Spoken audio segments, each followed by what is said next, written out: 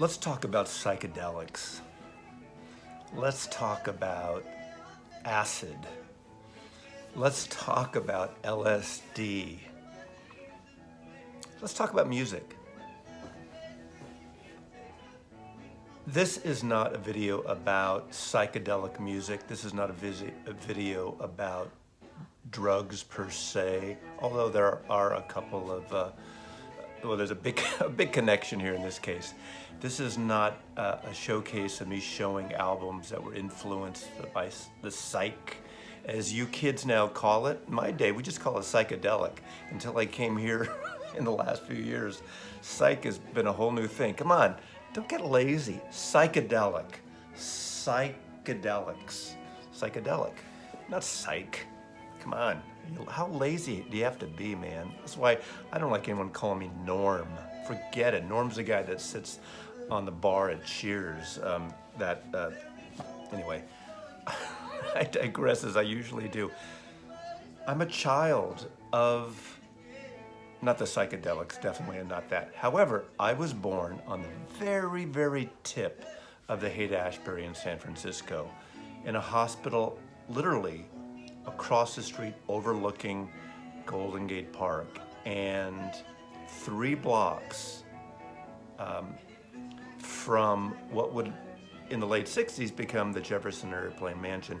And of course, in the wonderful Haight-Ashbury, Stanley Street, go down the hill, you hit Haight Street, and there you go. Anyway, going back to acid psychedelic, this is a short video on the Bear Sonic Journal releases, and it centers around the tapes recorded by the Magic Man, the audio guru genius in a way of the early Grateful Dead, the maker of some of the best kick-ass acids ever made, Augustus Owsley Stanley. Later, we'll just call him Owsley Stanley, which he was known, and his nickname was Bear, not the Bear, Bear. Of course, they referred to some of the Bear journals and the Bear tapes and everything. Owsley Stanley literally cooked up acid. And remember, when he first started doing this in San Francisco in the East Bay, in the Bay Area, and then I think he expanded to, was it Colorado or somewhere, he had these cookeries, as you may have discovered or learned possibly, cooking acid. LSD was legal up till around, I believe, 1966. And you know, historically and artistically and in literature, a book that I admire you, or I suggest, excuse me, you should all read, which is a novelization based on the truth, is The Electric Kool-Aid Acid Test by Tom Wolfe, and about Ken Kesey, the Merry Pranksters. There was the acid tests in Golden Gate Park in the Panhandle when LSD became illegal. Obviously, I was too young to experience this back in that time period. I only partook LSD once in my life. I had a good experience, but I just was never one to really get interested in it beyond that. I had a good experience and I walked away. That was my situation. And I don't knock people who wouldn't try it, who were afraid of it. I get that. And I don't knock people who took it or took a lot of it. Although, it had, drugs have screwed up people, and depending on their what their mind was like. Peter Green, a good example, who just recently died from Fleetwood Mac. And you could talk about Pink Floyd. You can talk about Barrett. A lot of people. So there's a negative side there too. But I'm not getting into the morality and the right or wrong about taking drugs or doing drugs. But you know, the Bear, Owsley Stanley, was a Grateful Dead sound man, and in the 70s he created that amazing wall of sound, which was at the time, and probably even still, the biggest one-off portable ongoing sound system of any touring rock band at the time. I saw one of the first shows that I believe was at the Cow Palace with the Grateful Dead. just to stand there looking at this massive wall of amplifiers behind this band was something pretty wild. The one thing that's really interesting also, he did spend several stints, 1, 2, 3 year periods in jail, in prison for cooking up drugs, and that's a whole other story, and I'm not gonna get into details of that. The purpose of this video is to showcase Bear's Sonic Journals, and there's a label, it's a foundation, the Bear Sonic Journals, and it started a few years ago, and they put out they're putting out a series of CDs and downloads. And if you ever want to support a foundation of recordings, I think this is a place to go. I'm going to show 4 sets. They've only put out 5 plus 6, including 2 variations. There's an Allman Brothers set recorded at the Fillmore East in 1970 that I do not have. There's a larger, like a 3 or 4 disc version of it, and a single, I think a sampler in a way version of it. I just have the Bay Area bands, and the reason I have these 4, and eventually they're gonna do more, is because I attended all 4 of these shows, at least one. The shows, most of these shows have multiple incarnations. Actually, there's one wasn't at that exact show, but I saw the band around that time, and I'll mention that when we get to it. But the main thing about Stanley Owsley is that he was the sound man for the Dead, and he recorded virtually every show. He really started this whole idea of live Dead recordings, which is, we're so thankful today because we have these great board tapes. Betty Cantor would later go on with another gentleman escaping me. You Deadheads will know his name. Really kind of took over, especially when Bear was in prison for those moments and times.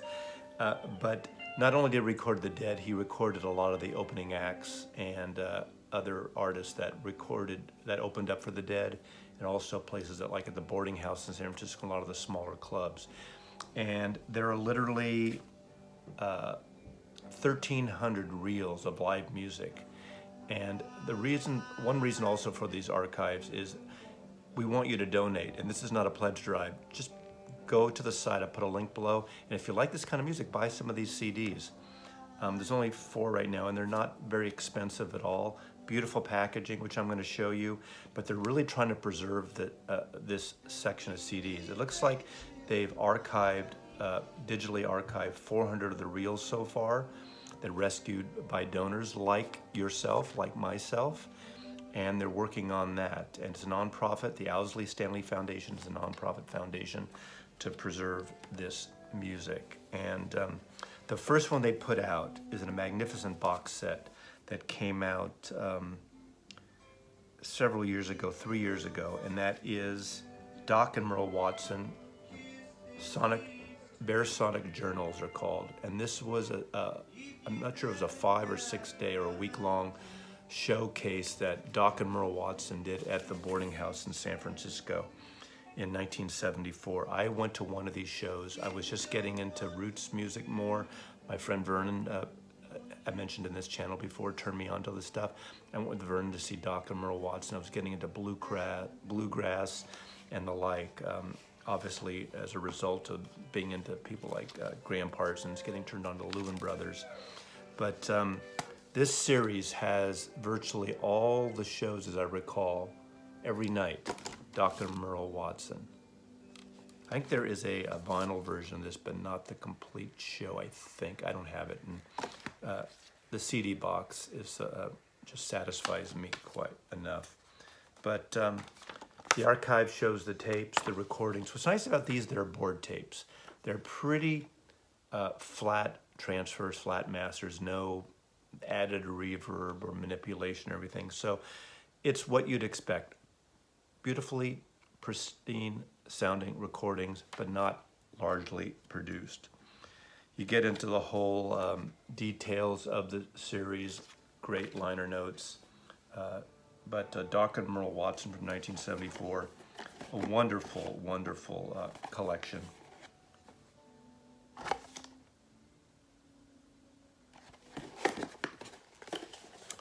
Next, the second one I believe they put out was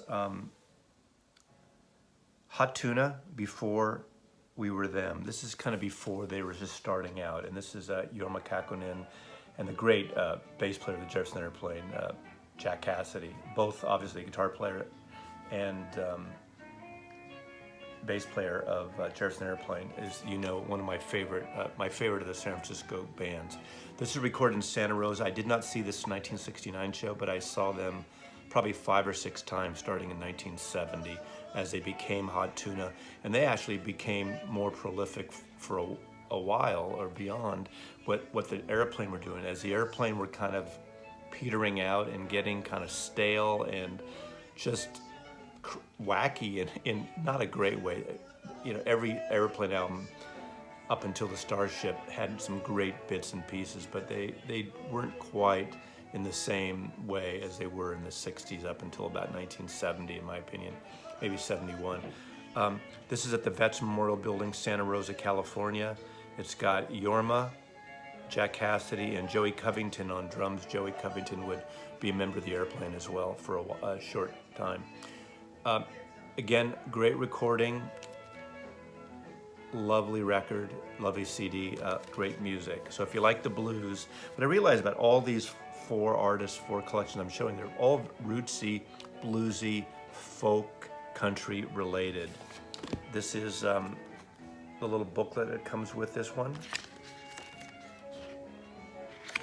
And again, wonderful liner notes, wonderful artwork. Hot Tuna, really great. There's a picture of Bear working on his trade, you know? Great acid and great recordings. Unfortunately, Bear died in 2011. He had emigrated in the 80s, I believe, to Australia, and he got in a car accident, just like that. So this organization is really trying to keep this archive alive. Next is a wonderful collection, and this is a multi-disc set. Also, New Riders of the Purple Sage. These are several shows they did at the Fillmore West, at Mandrake's, at the Family Dog on the Great Highway, and at Bear's Lair, which is in UC Berkeley, on the Berkeley campus. I did see the Family Dog show. I saw them many times. I saw them at Winterland several times and around the Bay Area. And almost, I think, except for 1 or 2 times, every time I saw him, Jerry Garcia would sit in quietly playing the pedal steel guitar. This is a fabulous collection. Again, beautiful artwork.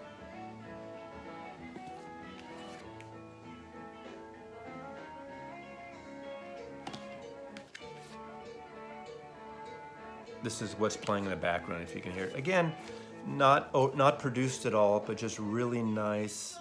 You know, if you like country rock, they were like one of the early also country rock bands that started like in '69, championed by the Dead, and really great. The irony is, one of the times I saw them was at the Stanford Frost Amphitheater, which is an outdoor area on the Stanford campus down in Palo Alto, Stanford University, and they were the headliners. The opening act for the New Riders of the Purple Sage was none other than Miles Davis. Miles Davis opening up for the New Riders. Miles did one piece that lasted just under an hour, just one jammy piece, and I have photographs of these shows, and pretty fun, pretty interesting. I love Miles. But Miles and New Riders, really?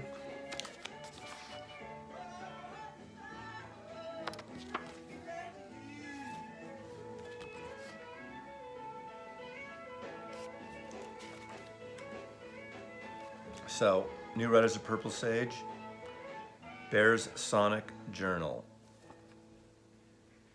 Thank you, thank you, thank you, thank you. And lastly, a band that I don't know if a lot of people know about here. Oh, by the way, when I ordered the New Riders one, it came with an extra CD of disc 3 with a note saying, apparently it's come to their attention that there was some issues with disc 3 of the printing of the New Riders, with a slight irregularity with the center hole. So just in case it doesn't really fit and work in your CD player and your CD player doesn't track, they send you a replacement disc up front so you don't have to deal with the hassle.